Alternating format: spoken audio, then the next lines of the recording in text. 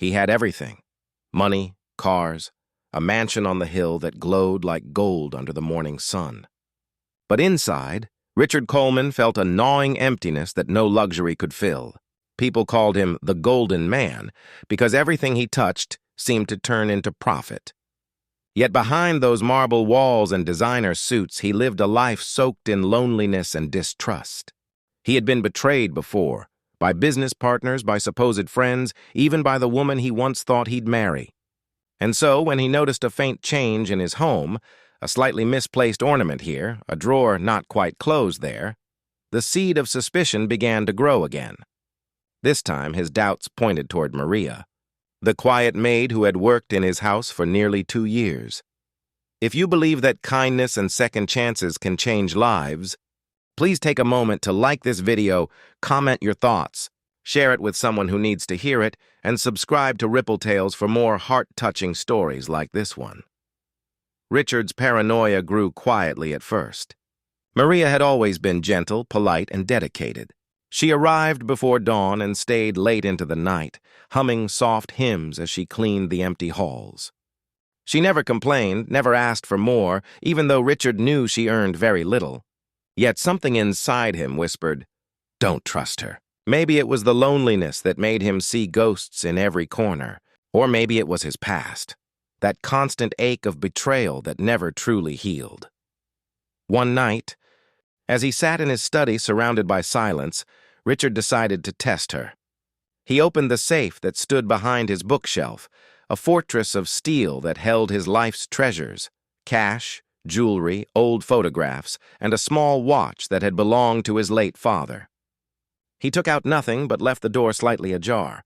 The next morning he would know if Maria was truly as honest as she seemed. When dawn broke, Maria entered quietly, as she always did. She wore the same faded uniform, her hair tied neatly under her scarf. Her hands were rough from years of scrubbing floors, yet her movements were graceful, like someone who found dignity even in struggle. She didn't know that Richard, pretending to be asleep upstairs, had set hidden cameras in his study to capture what would unfold. Hours passed. Through the screen of his phone, Richard watched her dust the shelves, wipe the tables, and sweep the floor.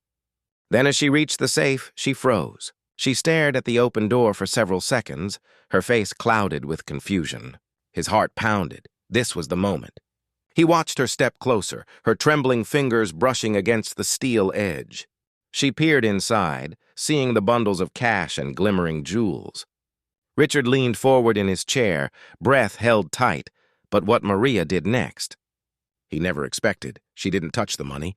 Instead, she looked around the room nervously, then reached into her pocket and pulled out a small folded note. She placed it gently inside the safe and closed the door. Richard's confusion turned to curiosity. What note? Why? When Maria finally left the room, he rushed downstairs, opened the safe, and took out the piece of paper. It was crumpled from being held too tightly, written in shaky handwriting. It read, "Sir, I found the safe open. I did not touch anything, but I wanted to let you know before I forget. Also, please forgive me for being late last night. My son was sick and I had to walk him to the clinic after work. I'll work extra hours this week to make up for it. Thank you for understanding." Richard stared at the note, feeling a heavy silence fill the room. His throat tightened.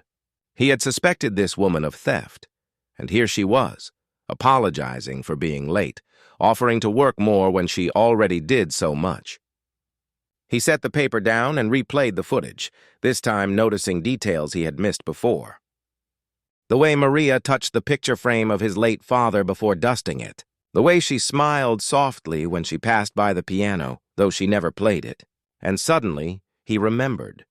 It was Maria who had watered the flowers his mother planted, long after he stopped caring for them. It was Maria who had stayed during the storm last year when the power went out, making sure the pipes didn't burst. It was Maria who had quietly picked up the pieces of his lonely world while he was too busy counting money. That night, Richard couldn't sleep. The paper lay on his nightstand, its words echoing louder than any accusation could. My son was sick.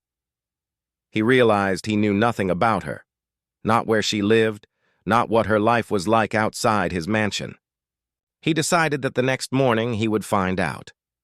When the sun rose, Richard watched as Maria arrived, her face pale with exhaustion. He called her into his study, his voice calm but serious. She looked terrified, clutching her apron, assuming she had done something wrong. He asked about her son, and for the first time she hesitated.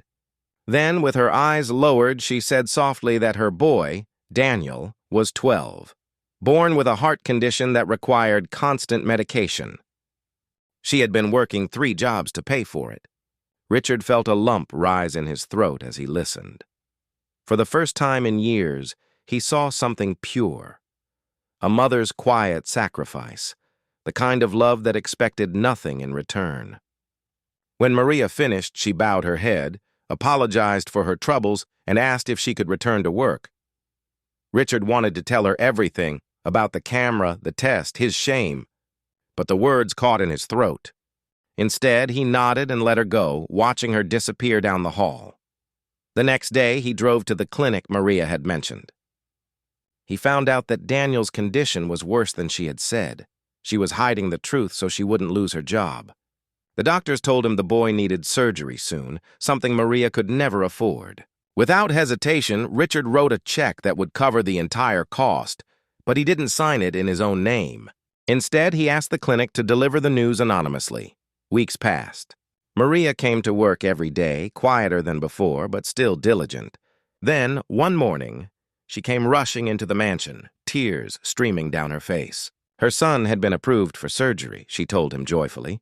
Someone had a stranger and had paid for it.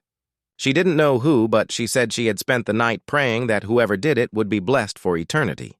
Richard smiled faintly, saying nothing, but inside, something began to thaw. That evening, he opened the safe again. This time, he placed inside not money, but a sealed envelope addressed to Maria. Inside it, he wrote a letter explaining everything, his test, his shame, his gratitude for her honesty, and his deep respect for her as a mother. He added the deed to a small apartment he owned downtown, telling her it now belonged to her and Daniel. He left the safe door open again, just as before. When Maria found it the next morning, she froze in disbelief. She read the letter over and over, tears staining the paper. She looked up toward the staircase where Richard stood quietly, watching her. For a moment, neither spoke. But in that silence, everything was said. She fell to her knees, thanking him through tears, but he stepped forward and gently lifted her up. "No, Maria," he whispered. "Thank you." From that day on, the mansion didn't feel empty anymore. Richard began visiting Daniel, bringing books and puzzles. The boy grew stronger after his surgery, and sometimes Richard would sit by his hospital bed, listening to his laughter, a sound that healed something in his own heart, too. The man who once tested honesty with traps now found joy in trust, kindness, and connection. Months later, when Daniel came home, Maria invited Richard to dinner in their new apartment. It was small but filled with warmth, the aroma of rice and soup, the hum of laughter, the clinking of simple plates. As Richard looked around that modest room, he realized he was richer than he had ever been. Not in money, but in love, gratitude, and the quiet beauty of redemption.